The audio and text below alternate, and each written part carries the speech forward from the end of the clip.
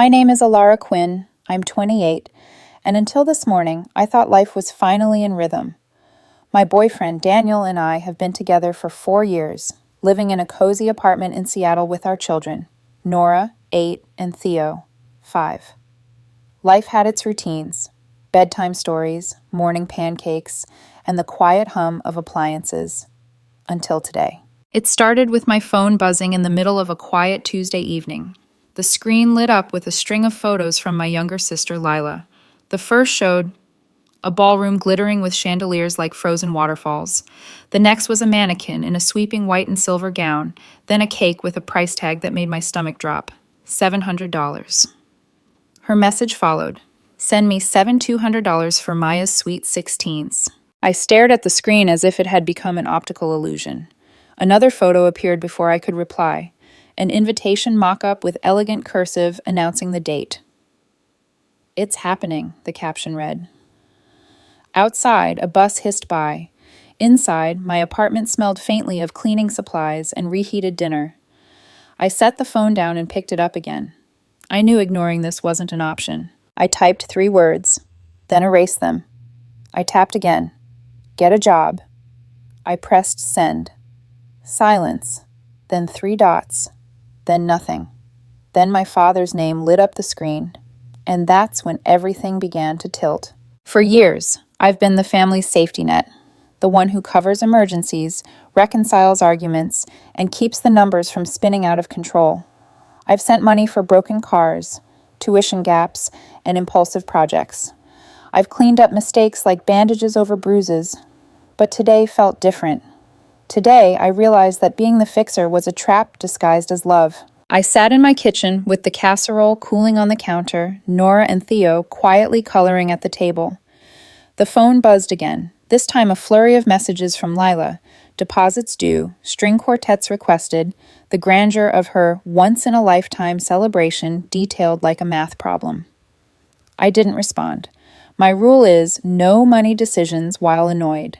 But my throat was tight. A fuse burning with the thought of 10 years of unpaid reimbursements, small loans, and the invisible ledger I alone maintained. I breathed. I set the phone down, cleaned my plate, washed the pan, answered 2 work emails. Then I picked up the phone again. This time I let the words go. Get a job. Sent. And in that moment, I felt a tiny, terrifying spark of liberation. The next hours passed in tense stillness. My mother called, tearful over overdraft fees. My father texted about a minor emergency. My sister asked for tuition help. I started counting in my head. Each request, each unpaid favor, each time I was expected to step in as the family's financial firewall. Gratitude was real. Payback was a myth. But boundaries were invisible until today. I wrote a list titled Policy. No co-signing. No lending to cover previous lending. Gifts are planned, not extracted. No negotiation via tears or threats. If panic arises, wait 24 hours before replying. Half the time it worked. Half the time it didn't. But today, the test had arrived. The sweet 16 request. Dressed like a dream, demanding a sum that wasn't just money, it was a measure of control. I held my phone, feeling the old pull to say yes, to smooth, to fix. Then I pictured Theo's doodle of Uncle Alara, a superhero with a cape shaped like a pie chart, pinned above my desk.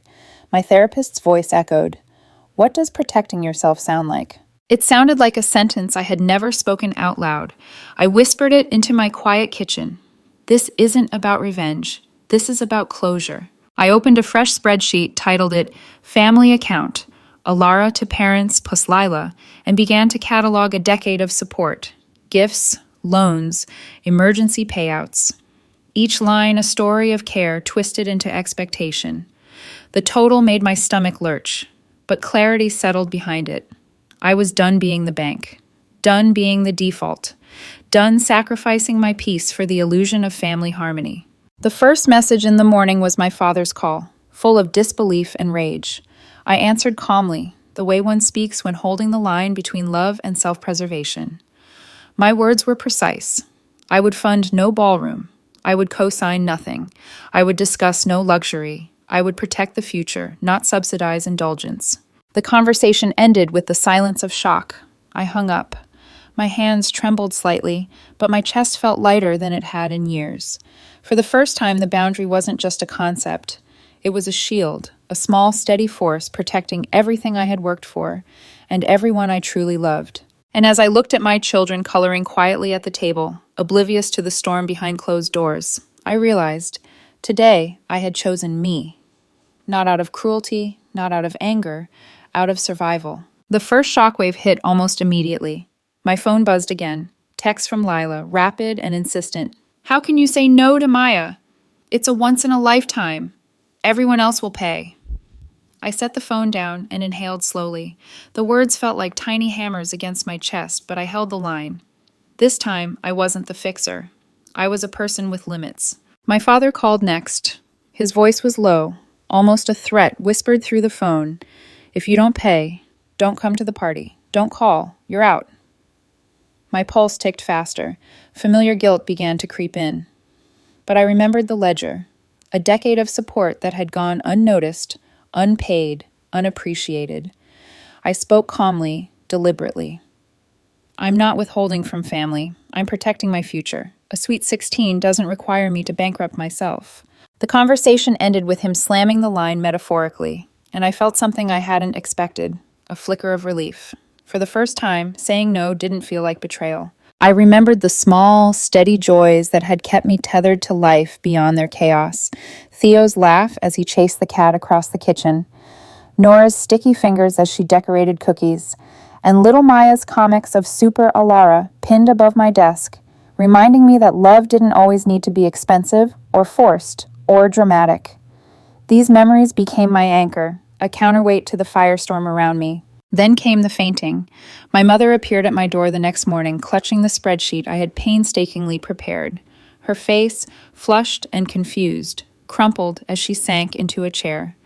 I caught her before she hit the floor, gently pressing a cool cloth to her forehead. 30 seconds later, she was blinking, small and vulnerable in a way that made the tension around us tangible. "Alara," she whispered, "you made a list?" "I removed the little things," I said softly. "These are just the ones you promised to pay back. I'm zeroing it, closing our financial relationship." She stared at the word "closed" as if it were an insult, sung off key. "How dare you?" she managed, still trembling. "How dare you make my membership in the family a bill?" I countered gently but firmly. Her face fell further, but I didn't waver. The silence stretched. Outside, the city hummed, indifferent. Inside, a line had been drawn, and I felt its solid weight settle in my chest. Over the next hours, Lila's messages arrived in waves. They were a mixture of pleading, outrage, and veiled threats. "Are you happy now? Maya is crying." I ignored the messages at first, breathing through each bubble. Then I remembered my therapist's voice. "Say what you're doing, not what they're doing." I typed, "I will not pay for the party. I will contribute $500 to Maya's education fund if you open one by Friday." Silence followed silence. Then Lila replied, brief and flat, "Fine." The rest of the day was a test of endurance. My father sent another barrage of texts, some laced with guilt, others with anger. My mother hovered nervously, torn between worry and curiosity about my spreadsheet. And my sister, she simmered in a digital storm of half-read messages and unsent threats. Yet amid the fire, I found pockets of calm. I opened my kitchen drawers, lined up the highlighters I used for spreadsheets, and for a few moments allowed myself to imagine a life where my love didn't come with a price tag. Nora hummed a song as she colored. Theo dropped a crayon on the floor and giggled when I picked it up. The children's laughter was a quiet rebellion against the chaos. That evening, I sat down again with the spreadsheet, reviewing 10 years of unpaid reimbursements, loans, and gifts that had never been reciprocated. Each entry was a memory, a favor, a small sacrifice. The total was dizzying, over $40,000 in bridges, emergencies, and birthday parties. And yet, in that number, I discovered clarity. I wasn't doing this for revenge. I was doing it for survival. By bedtime, I had my plan. Boundaries set, policies enforced, rules written in black ink on bright paper, pinned above my desk. Half the battle was won. Half still awaited me.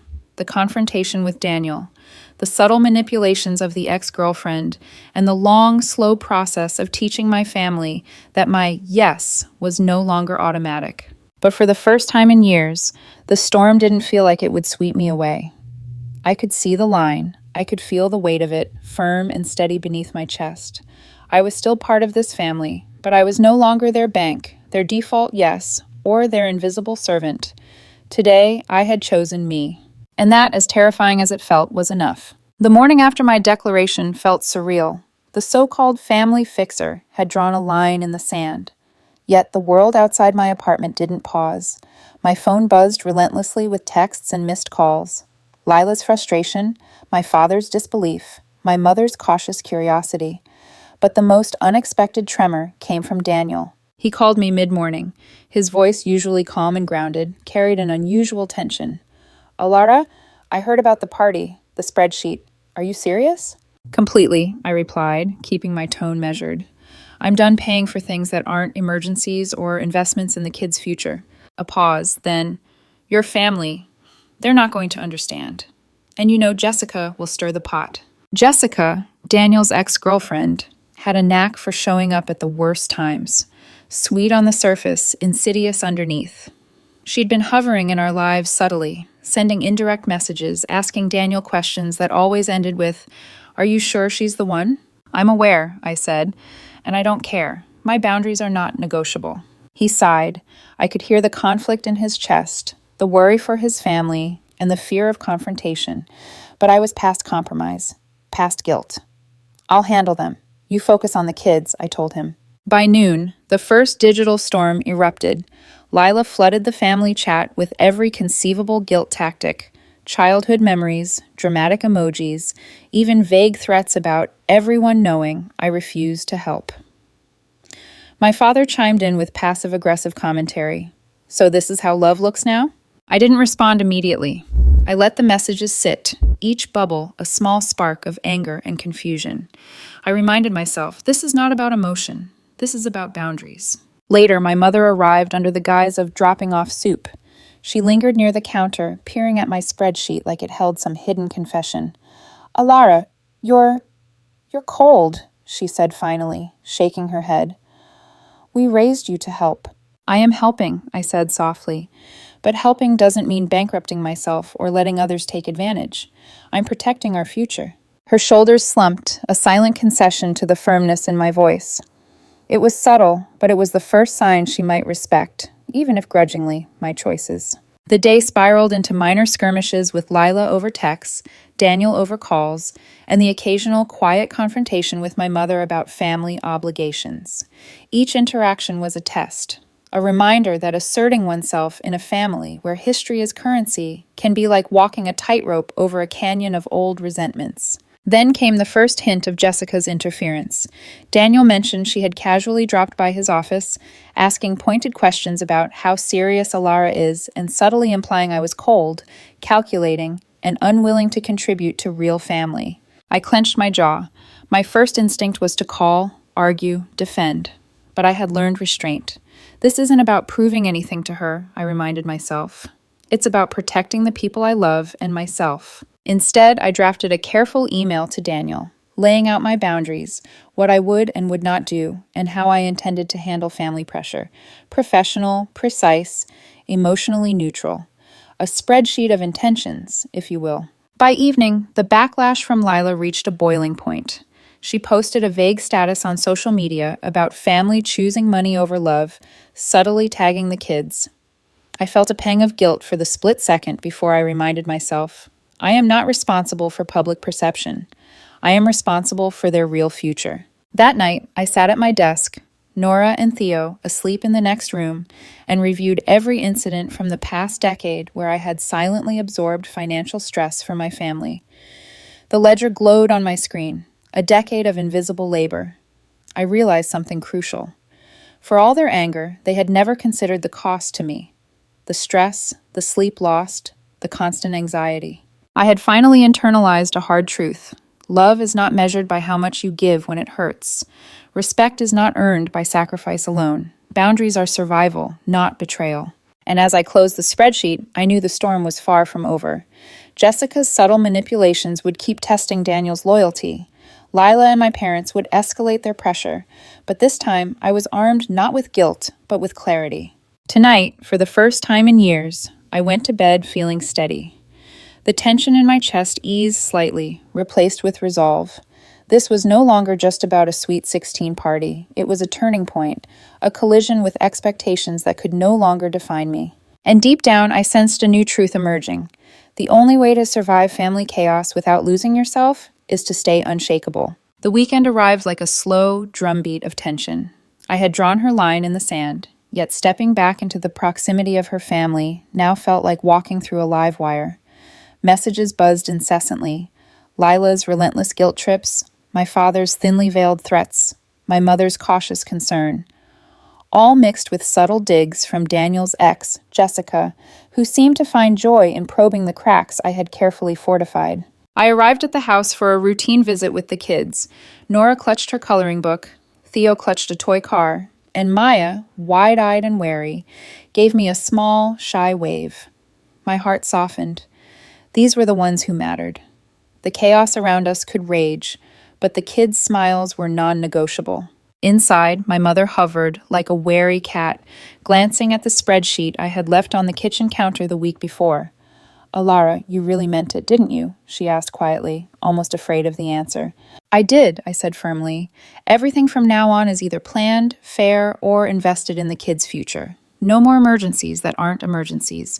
No more loans. No more guilt." Her sigh was soft, but her eyes betrayed a subtle respect, a grudging acknowledgement that I had changed the rules. But the real battle was only beginning.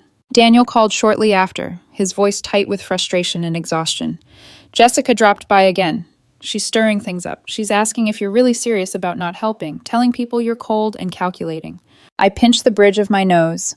Jessica was a master of subtle chaos, her words like a faint perfume that lingered and infected others' perceptions.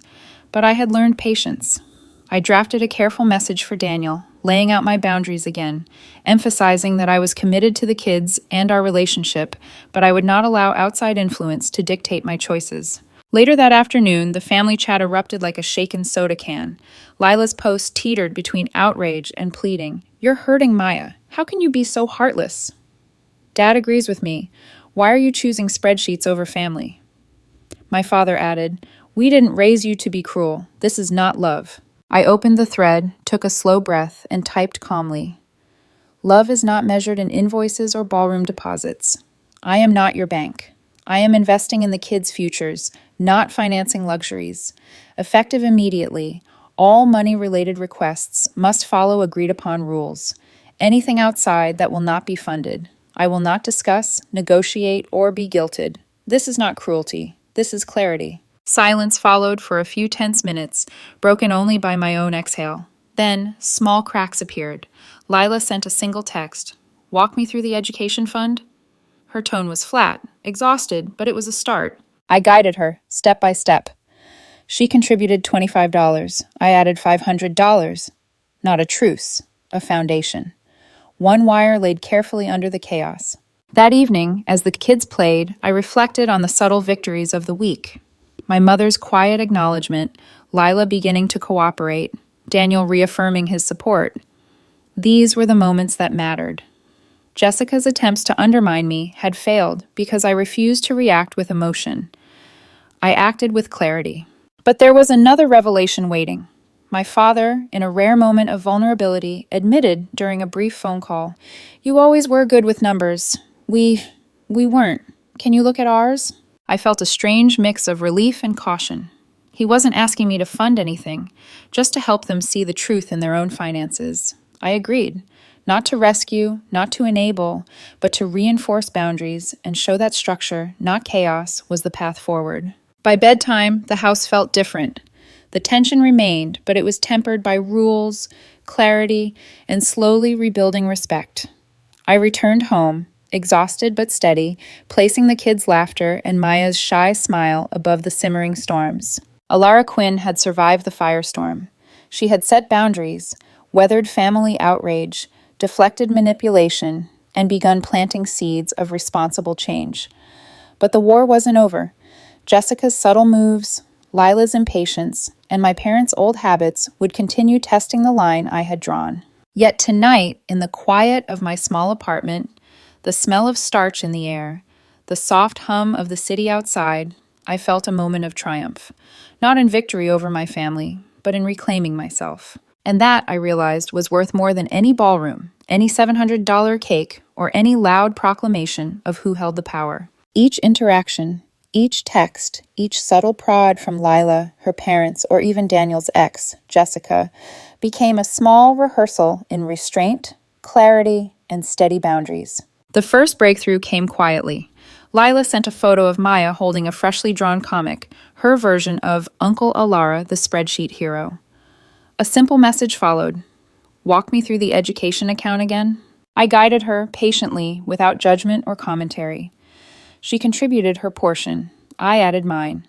The process was precise, structured, and calm, a stark contrast to the chaos that had defined the family's financial interactions for over a decade. The kids, blissfully unaware of the storms behind the spreadsheets, thrived in the space we created. Even Daniel began to relax. Jessica's subtle undermining attempts continued, but they no longer rattled me. I learned to respond not with defensiveness, but with calm reasoning, with words that reinforced boundaries and preserved relationships. This is not about control, I reminded myself. This is about clarity. Family events, once arenas of tension and guilt, slowly transformed. The Sweet 16 that had sparked the crisis became a modest backyard celebration. Fairy lights were borrowed, a neighbor manned the smoker, and the cake, no longer a $700 spectacle, was a simple sheet cake adorned with watercolor-inspired art. Maya glowed, shy but proud, and for the first time I realized real celebrations didn't need extravagance. They needed presence, intention, and love. Conversations with my mother shifted. She began to acknowledge quietly that my boundaries were not cruelty, but protection. "You really do mean it, don't you?" she asked one evening as she dropped off soup. "I do," I replied gently. "I love you all, but I cannot pay for mistakes or luxuries disguised as emergencies. My love isn't measured in invoices, it's measured in presence, guidance, and support where it counts." Even my father softened in small, rare ways. A phone call came one Sunday. "Your mother fainted the other night. She's upset, but I see your point. Can you look at our numbers?" Not to rescue, not to fund, just to illuminate the truth. I agreed, showing them clarity and control without enabling old patterns. By now, Lila had learned the rhythm. Minor conflicts were resolved with spreadsheets, emails, and careful communication. Gifts were planned, not coerced. Loans were stopped. And slowly, the family discovered the difference between love and enabling. The final lesson came quietly, in the everyday routines. Nora and Theo thrived. Maya began planning her future with her education fund as a symbol of independence. Daniel and I grew stronger, navigating his ex's subtle provocations with clear boundaries. And Alara Quinn, once defined by the weight of others' expectations, had learned to define herself by her own terms. One evening, as I sat at my desk with the kids' laughter drifting from the living room, I reviewed the spreadsheet once more. Every past financial imbalance, every decade of invisible labor, every misused gift had been accounted for. Not for revenge, I reminded myself, for closure. The family chat remained muted on financial demands. Occasional updates from the kids, gentle reminders from Lila, and quiet acknowledgement from my parents formed the new rhythm. No chaos, no guilt, only clarity. And in that quiet, I realized the truth I had been seeking all along. Love does not demand sacrifice at the cost of your own stability. Boundaries are not betrayal.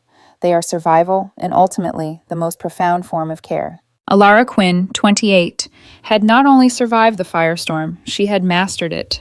And for the first time, she felt steady, free, and in control. This wasn't a story of winning or losing. It was a story of surviving, defining yourself, and creating a family dynamic where love could exist without financial terror, where respect could replace guilt, and where the future could be nurtured with intention, not panic. I closed my laptop, placed the kids' drawings above my desk, and finally let myself breathe. The world outside my apartment hummed softly. The lights of the city glimmered through the window, and for the first time in years, I felt at peace. This wasn't revenge, it was closure.